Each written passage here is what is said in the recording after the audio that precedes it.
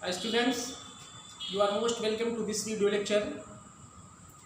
I hope that all of you will be well and safe. Today we shall talk about how to translate from Hindi to English. आइए हम देखते हैं कि आज हिंदी से अंग्रेजी में ट्रांसलेट कैसे करते हैं। आज का जो हमारा ट्रांसलेशन है, जो इसके पहले जो हम लोगों ने स्टडी किया है, उसी के बिहाफ पे, उसी के आधार पे, उसी के पैटर्न पे कुछ हिंदी के वाक्य हैं जिनको हमें अंग्रेजी में बनाना है। और ये जो सेंटेंसेस आपके सामने हैं जिनको आज हम ट्रांसलेट करेंगे, ये सेंटेंसेस अक्सर हमारे सामने बोले भी जाते हैं, हमारे बीच में आते भी रहते हैं और कभी कभी आपको बहुत कंफ्यूज्ड करते हैं कि ये हमारा पास्ट इंडिफिनिट है या पास्ट परफेक्ट है। तो इस तरह से आज उसका भी भ्रम, जो कंफ्यूजन हमारे पास रहता है कि इसको हम पास्ट इंडिफिनिट कहें या पास्ट परफेक्ट कहें, तो आइए उस कंफ्यूजन को भी दूर करेंगे और किस तरह से हिंदी से अंग्रेजी में इसको ट्रांसलेट करते हैं, इसको भी हम देखते हैं। देखिए, हमारा पहला जो है, तुमने मुझे क्यों बुलाया है। आपने इसको सबसे पहले पहचान लिया कि बुलाया है, आ की मात्रा और प्लस है अगर जुड़ा है तो वो हमारा प्रेजेंट परफेक्ट टेंस होता है। तो हमें बता दिया कि मैं प्रेजेंट में हूँ। इसके अलावा आ की मात्रा पे रुका है, चूंकि यहाँ पे आपको जितने एग्जाम्पल हैं इसमें चुका, चुकी, चुके करके नहीं मिल रहा है कहीं भी। उसके बावजूद भी मोस्टली आपको सेंटेंसेस जो मिलेंगे वो परफेक्ट में मिलेंगे। ठीक है, तो यहाँ पे है तो बताया कि मैं प्रेजेंट हूँ, और यहीं पे अगर था होता तो ये हो जाता पास्ट। तो जब ये बुलाया है, आपको बताया कि मैं प्रेजेंट परफेक्ट हूँ, तो सपोज करिए अगर है की जगह पे था होता तो क्या होता, पास्ट परफेक्ट बन जाता। क्लियर है कि नहीं है? तो सबसे पहले हम इसको ट्रांसलेट करना सीखते हैं। क्योंकि क्वेश्चन वर्ड हमारा बीच में है तो सबसे पहले इसको ले आएंगे, बाहर कर देंगे हम। जब क्वेश्चन वर्ड हमारा बीच में होता है, यानी हमारा जो सेंटेंस होता है वो डबल इंट्रोगेटिव होता है, तो क्या करते हैं, कोई भी उसमें कोई नया उसका रूल नहीं है, यही है कि उसको हम बाहर कर देते हैं, सबसे पहले लाते हैं। ठीक है, अब हमारा क्या बुलाया है प्रेजेंट परफेक्ट की हम हेल्पिंग वर्ब लाए हैं, तुमने यू के साथ हम हैव का यूज करते हैं। तो भाई हैव, अब इसी के बाद यू सब्जेक्ट आएगा और फिर हम तुमने मुझे क्यों बुलाया है, नॉट तो आएगा नहीं, भाई हैव यू कॉल्ड मी। ये हो गया हमारा ट्रांसलेशन। तुमने मुझे क्यों बुलाया है, भाई हैव यू कॉल्ड मी। अगर यहीं पे आपका सपोज करिए, यहाँ पे अगर आपका था होता तो ये बन जाता, क्या बन जाता, आपका पास्ट परफेक्ट बन जाता। तो जब पास्ट परफेक्ट बन जाता तो आपको कुछ नहीं करना था, यहाँ हैव की जगह पे पास्ट परफेक्ट की हेल्पिंग वर्ब आ जाती।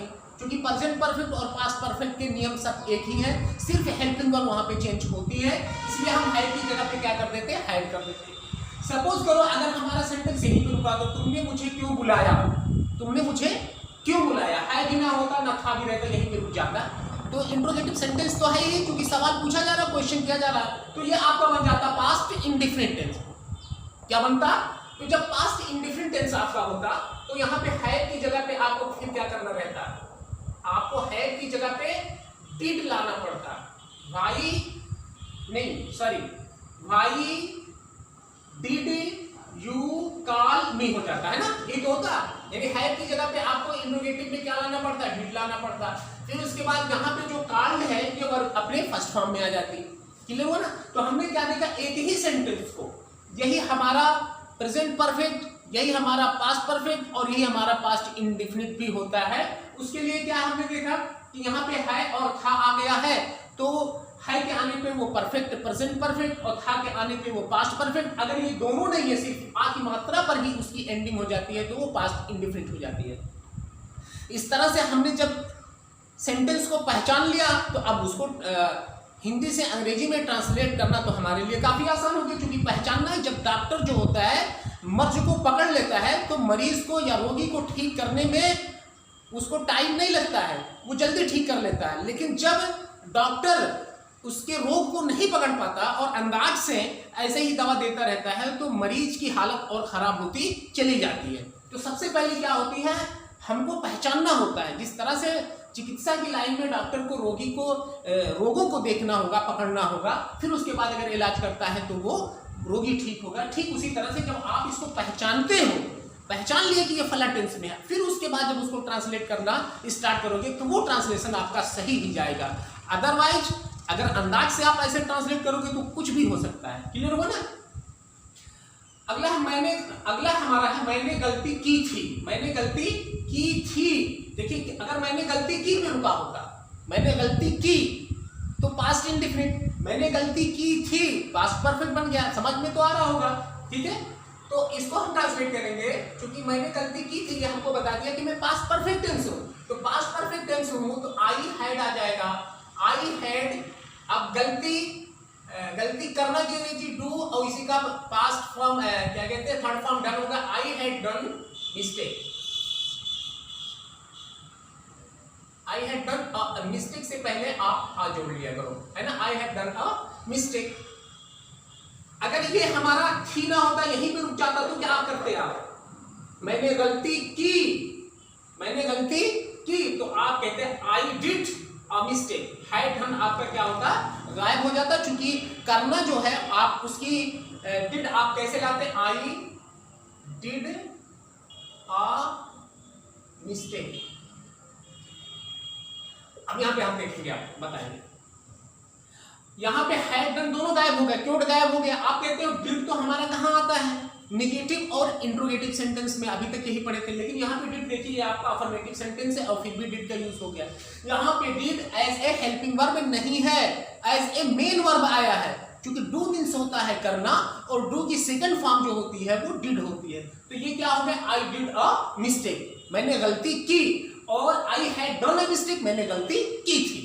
समझ में आ रहा ना कि पास्ट इंडिफरेंट और पास्ट परफेक्ट। और यहीं पे अगर की थी की जगह पे आप है अगर जोड़ लेते हो, कि यहाँ पे अगर मान लिया ये है कि मैंने गलती की है, तो आपका ये प्रेजेंट परफेक्ट हो जाता है। तो ऐसी कंडीशन में एक बार फिर आपको आई हैड की जगह पे हैड करना पड़ता, I had done a mistake.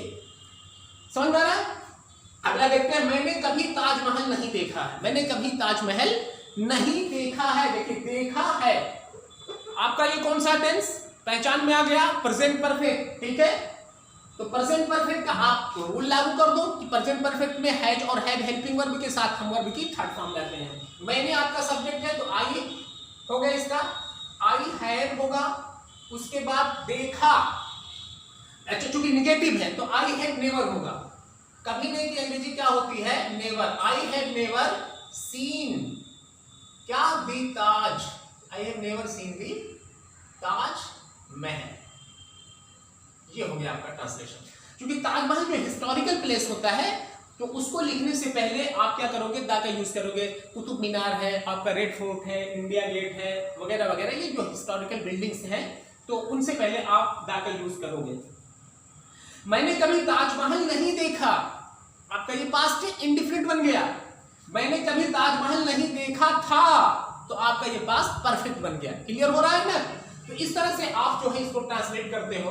अब मैं आपसे पूरी तरह से विश्वस्त हो चुका हूं कि ये 2 मिनट की वीडियो देखने के बाद आपको पास्ट इंडेफिनिट, पास्ट परफेक्ट और प्रेजेंट परफेक्ट, इसमें कोई कंफ्यूजन अब नहीं रहना चाहिए, ठीक है? इसी तरह से अगर आप कहते हो देखा था कहते हो, तो यहाँ हैड की जगह पे आपको हैड सिर्फ लाना पड़ेगा। अब इसको यहीं पे रोक देते हो, पास्ट इंडेफिनिट बनाते हो, तो क्या होगा? आई नेवर सादा ताज हो जाएगा। आई नेवर सादा ताज हो जाएगा, ठीक है?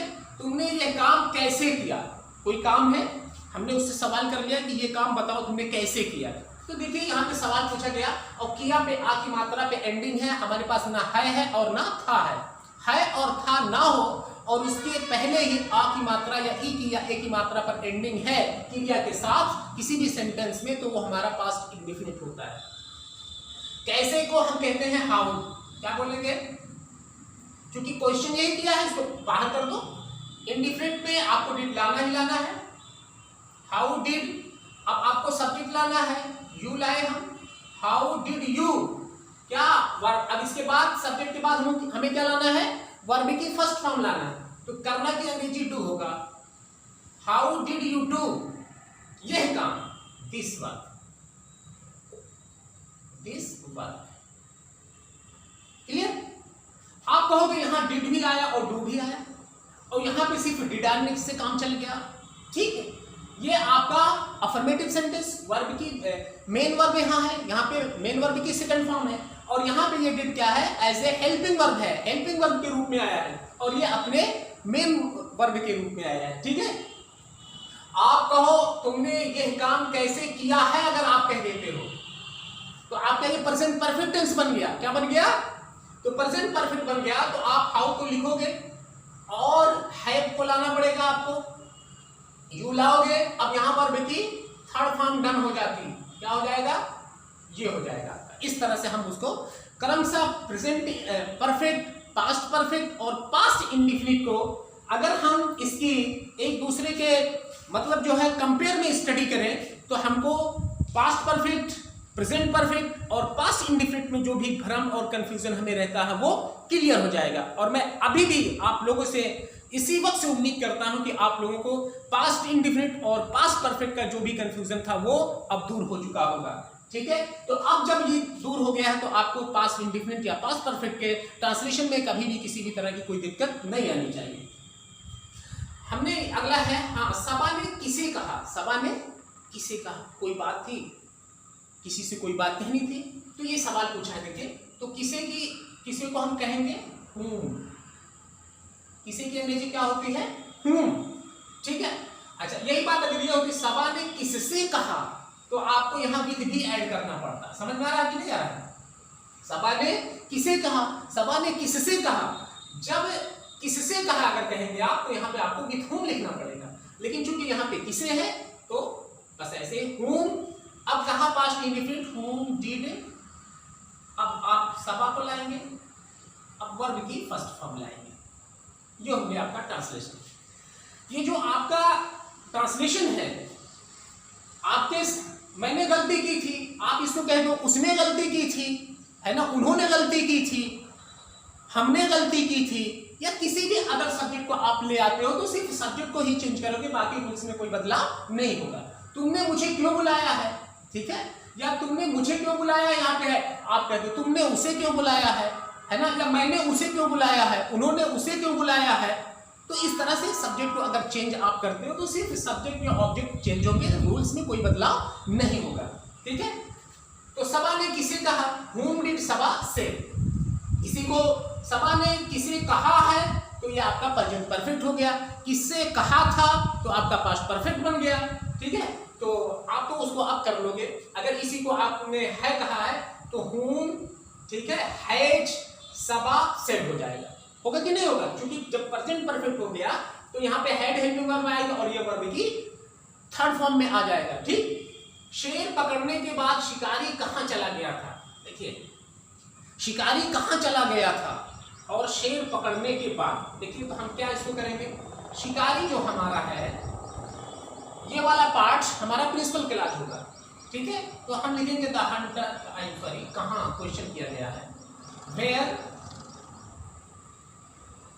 क्योंकि इसको हम किस में बनाएंगे, पास्ट इंडेफिनिट में बनाएंगे। ठीक है, क्योंकि ये काम बाद में हुआ है, ये काम पहले हुआ है, तो जो काम पहले हुआ है इसको पास्ट परफेक्ट में, और जो काम बाद में हुआ है उसको पास्ट इंडेफिनिट में बनाएंगे। Where did the hunter, where did the hunter चला गया था, तो जाना की अंग्रेजी क्या होती है, वेयर डिड हंटर गो। अब उसके बाद आफ्टर बाद में है, शेर पकड़ने के बाद, है ना, शेर पकड़ना, after he had caught, C-A-U-G-H-T, caught the lion।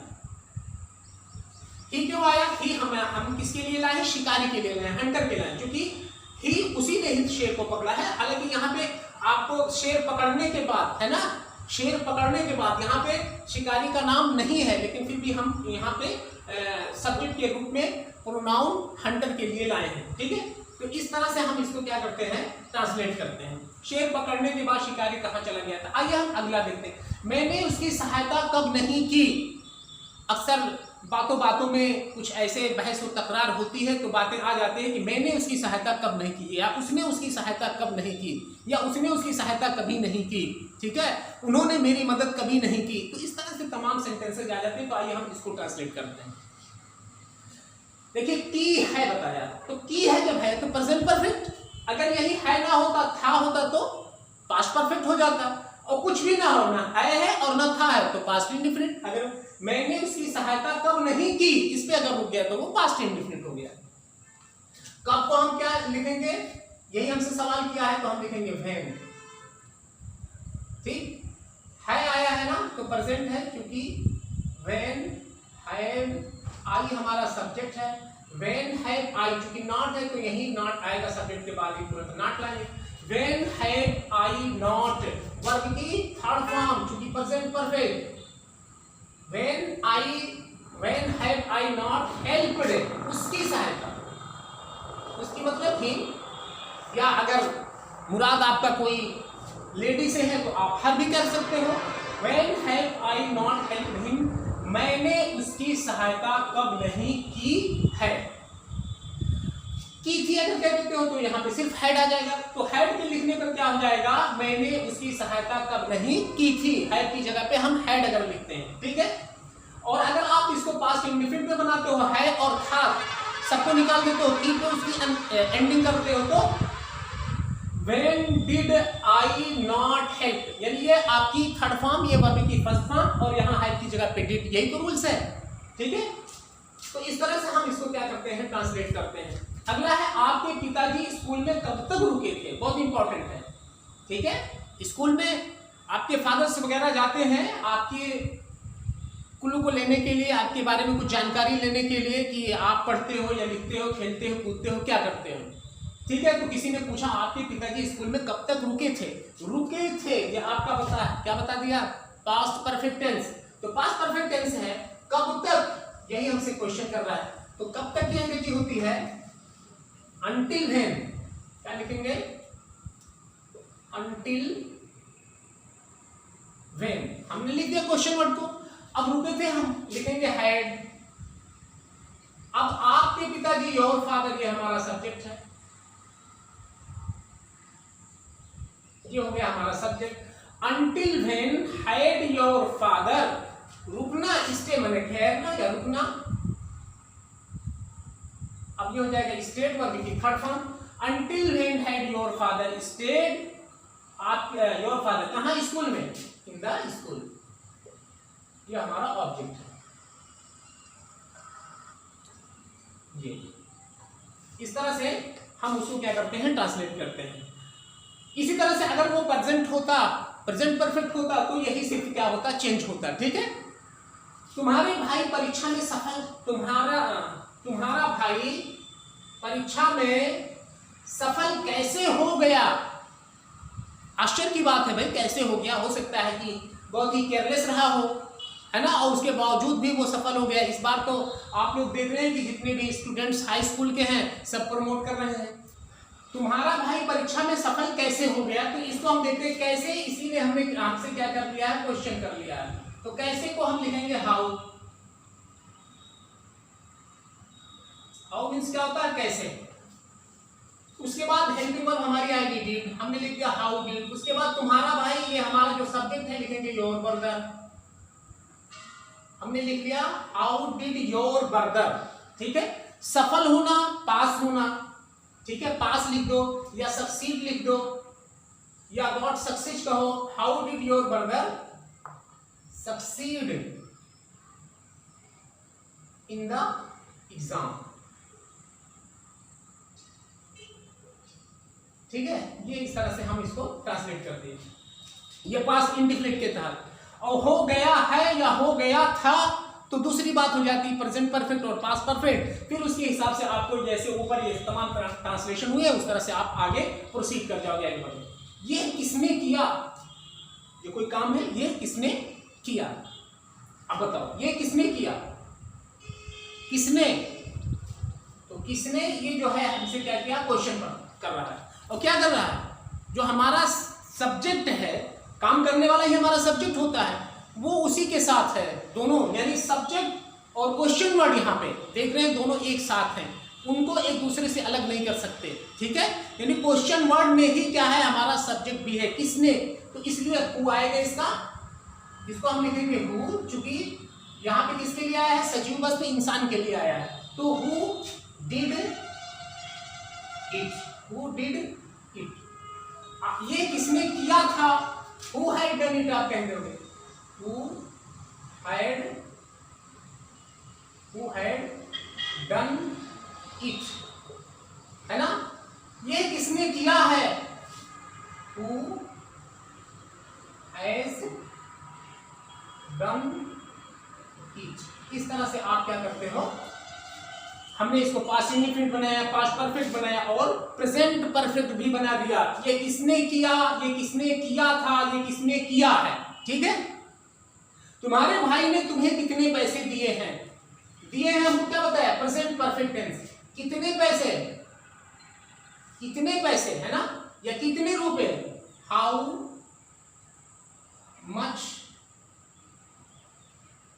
Much money, ठीक है, या हाउ मच पैसे, आप यहां अगर पैसे लिखा है तो आप पैसे भी कह सकते हैं, दिए हैं प्रेजेंट है, तुम्हारा भाई, how much money has your brother,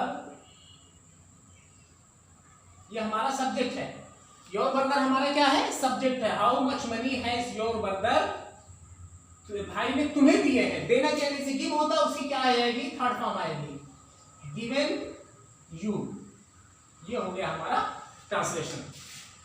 इसी तरह से अगर हमारा ये सॉरी पास्ट परफेक्ट होता तो यहाँ पे है की जगह पे सिर्फ हमें क्या करना पड़ता, हैड होना पड़ता, तुम्हारे भाई ने तुम्हें कितने पैसे दिए थे, या तुम्हारे भाई ने तुम्हें कितने पैसे दिए, तो हमारा पास्ट इंडेफिनिट हो गया। तो पास्ट इंडेफिनिट पे हम क्या करेंगे, ठीक है, डिड आ जाता और फिर यहाँ पे क्या आ जाता, वर्ब की फर्स्ट फॉर्म गिव हो जाता है ना।